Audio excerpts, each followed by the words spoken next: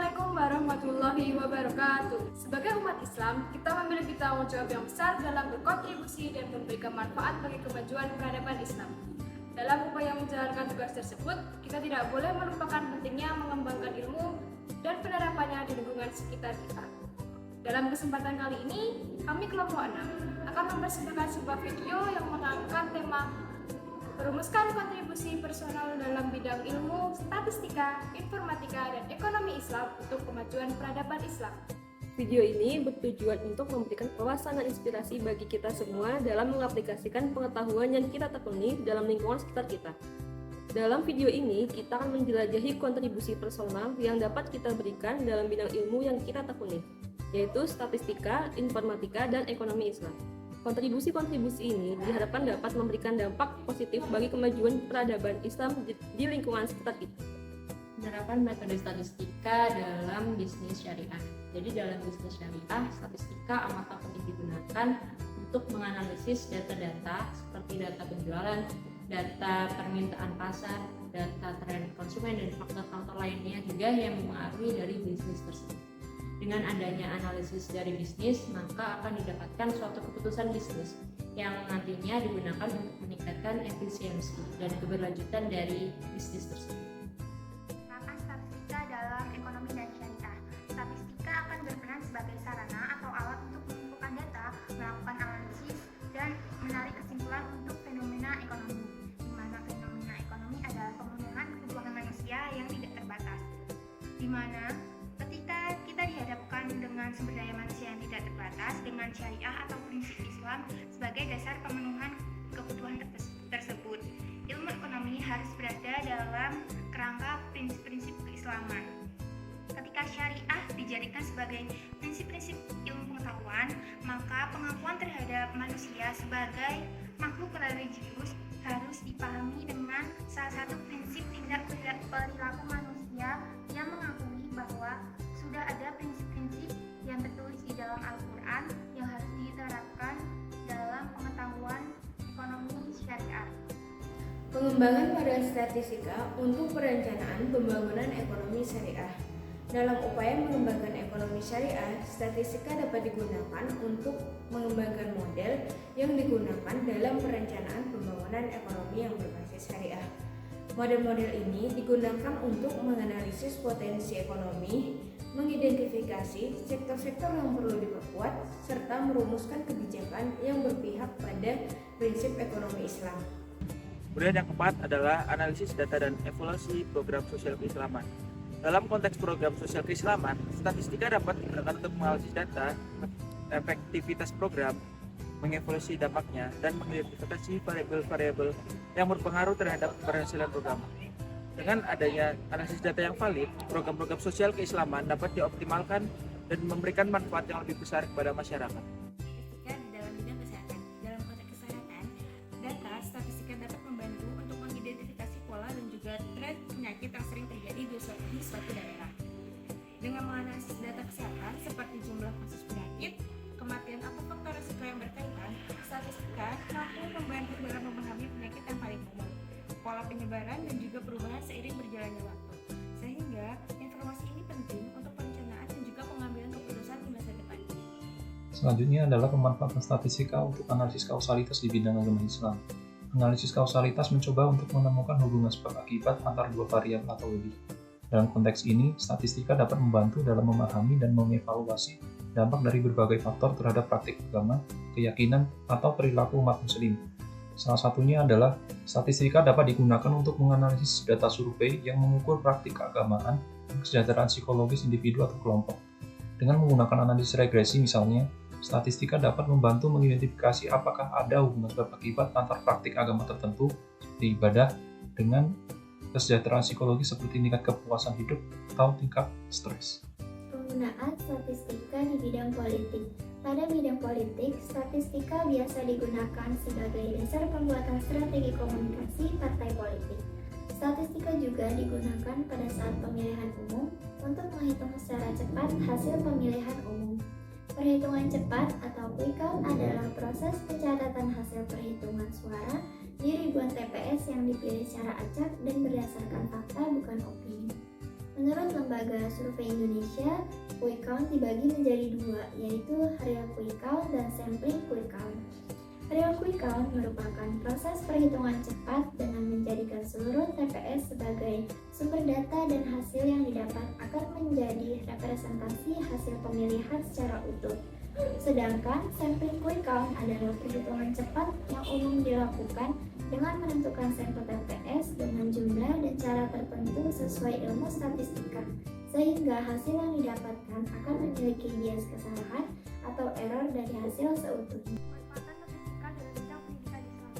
Para pendidik sering menggunakan statistika untuk melihat kedudukan siswa, prestasi belajar, efektivitas metode pembelajaran, atau media pembelajaran. Dari analisis yang dilakukan para pendidik bisa menjadikannya acuan untuk mengembangkan metode pembelajaran di bidang pendidikan Islam. Ketika sudah ditemukan metode pembelajaran terbaik, harapannya para pelajar semakin tertarik dengan pendidikan Islam. Penerapan statistika dalam penelitian sosial ekonomi keislaman. Dalam penelitian sosial ekonomi keislaman, statistika dapat digunakan untuk menganalisis data kondisi ekonomi umat Islam, tingkat kemiskinan, distribusi pendapatan, dan sejenisnya. Dengan demikian, kita dapat mengidentifikasi tantangan maupun peluang yang akan dihadapi umat Islam dalam ranah ekonomi dan sosial. Selanjutnya, dengan hal tersebut kita dapat menentukan langkah-langkah perbaikan yang lebih efektif untuk menghadapi tantangan maupun peluang yang akan dihadapi umat Islam. Penerapan ilmu informatika dalam merumuskan kontribusi personal untuk kemajuan peradaban Islam. Contohnya yaitu seperti penyadaran terhadap pemanfaatan teknologi negatif. Dalam konteks ini, sebagai individu yang peduli dengan kemajuan peradaban Islam, Anda dapat berperan dalam meningkatkan kesadaran umat muslim tentang dampak negatif yang mungkin timbul akibat penggunaan teknologi yang tidak sesuai dengan nilai-nilai Islam. Contohnya seperti kecanduan gadget. Anda dapat membantu menyadarkan umat muslim tentang resiko kecanduan gadget atau kegiatan yang berlebihan dalam menggunakan perangkat teknologi. Kecanduan gadget dapat berdampak negatif pada kesehatan, mental, produktivitas, dan interaksi sosial. Saya akan menjelaskan tentang kontribusi bidang ilmu informatika dalam kemajuan peradaban Islam. Di antaranya adalah yaitu memudahkan untuk mendapatkan pengetahuan melalui teknologi informasi serta internet. Informasi dan pengetahuan mengenai Islam dapat dengan mudah diakses oleh masyarakat luas. Situs web, blog, dan platform media sosial dapat digunakan untuk menyebarkan pemahaman yang benar mengenai Islam. Apa itu Islam, bagaimana itu Islam, dan lain-lain. Menghadapi stereotip negatif serta mempromosikan toleransi dan pemahaman antar umat beragama. Media sosial dan platform komunitas online dapat digunakan untuk memperkuat ikatan sosial dan keagamaan umat muslim di seluruh dunia. Dalam jaringan ini, umat muslim dapat berbagi pengetahuan, pengalaman, dan sumber daya, serta saling mendukung dalam memperkuat identitas keislaman mereka.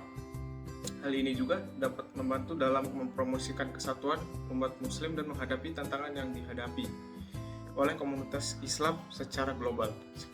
Selanjutnya adalah mendorong pemanfaatan teknologi dalam pendidikan Islam. Kita dapat mengembangkan dan memperkenalkan solusi teknologi informatika yang inovatif dalam pendidikan Islam. Misalnya, memperkenalkan sistem manajemen pembelajaran berbasis teknologi atau biasa disebut dengan learning management di sekolah-sekolah Islam, atau memanfaatkan aplikasi mobile untuk belajar Al-Quran dan hadis. Hal ini dapat membantu dan meningkatkan efisiensi dan kualitas pendidikan Islam di lingkungan sekitar. Pengembangan platform dan aplikasi untuk mewujudkan ekonomi syariah.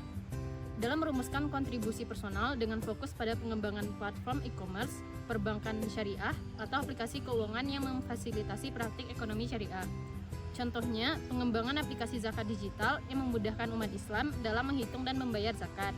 Kemudian ada platform crowdfunding syariah untuk proyek-proyek yang sesuai dengan prinsip syariah, atau aplikasi perencanaan keuangan Islam yang membantu individu dalam mengelola keuangan mereka sesuai dengan prinsip-prinsip Islam.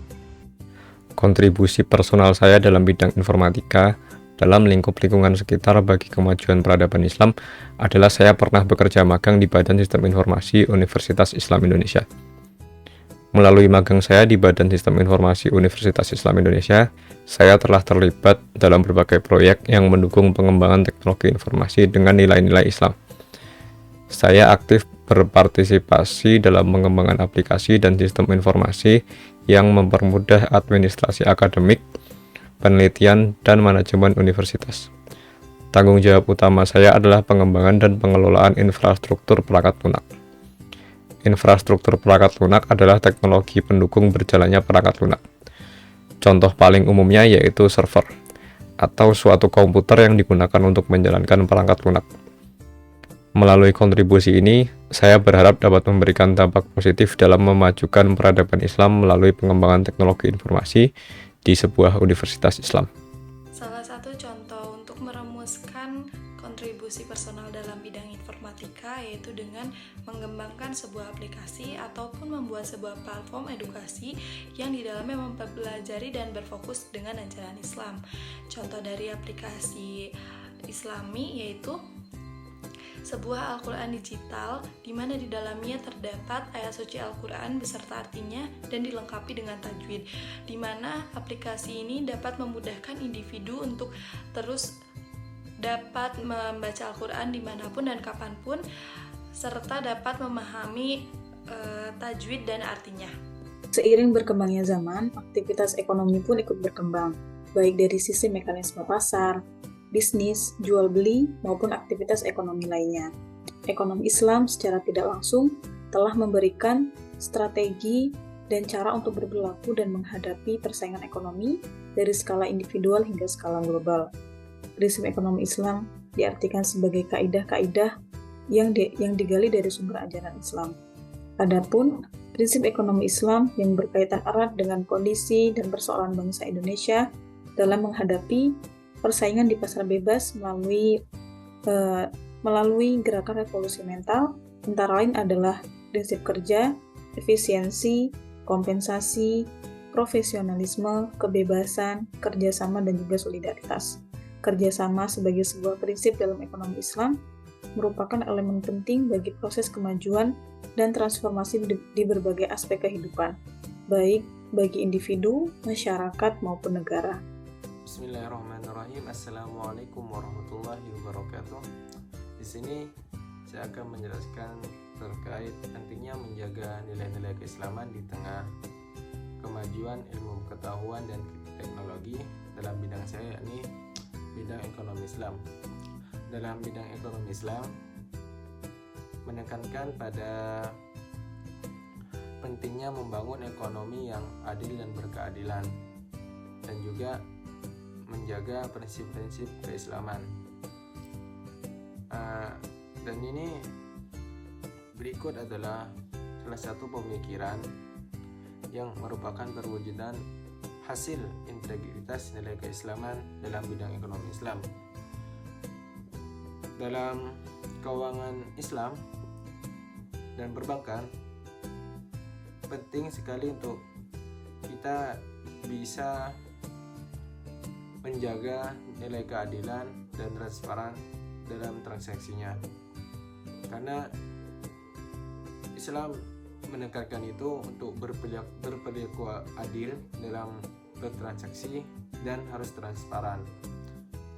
Ini merupakan salah satu perwujudan dari menjaga nilai-nilai keislaman di tengah kemajuan ilmu pengetahuan dan teknologi. Maka tentunya menjaga itu harus kita lakukan dalam ekonomi Islam, karena ini merupakan salah satu poros penting dalam kehidupan kita, yakni bertransaksi atau berekonomi.